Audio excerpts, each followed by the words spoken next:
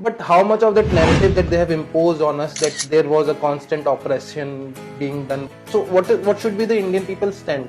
Because at times I see they go on defense mode with that. We are very defensive, and we are very defensive because, again, Indian education is still very colonial.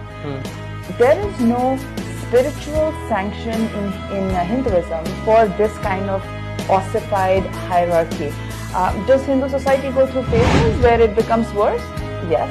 And then it becomes better. That is the beauty of dharma. It rejuvenates itself. Yes. We are not bound into a code of ethics that was put, like people talk about Manusmriti all the time. But the word smriti means with a deadline, right? It was a code of conduct for a certain period of time. It was not an eternal. So I think we are so colonized that we forget what dharmic paradigm was ourselves. And we start to put ourselves into boxes that were never created for us. And I think that's the problem with the censuses that the British did, right? You know, it's funny, if somebody wants to study, the reports that the census administrators sent back show people putting themselves in all kinds of categories. They labeled us with tags and we still use them. Yeah. And the British administrator is like, no, but you need to tell me where you fit in this 4 system. And the person is like, I don't know what you're talking about, right? There are administrators who are complaining back saying that, you're asking us to force fit people into these categories that they're not identifying with.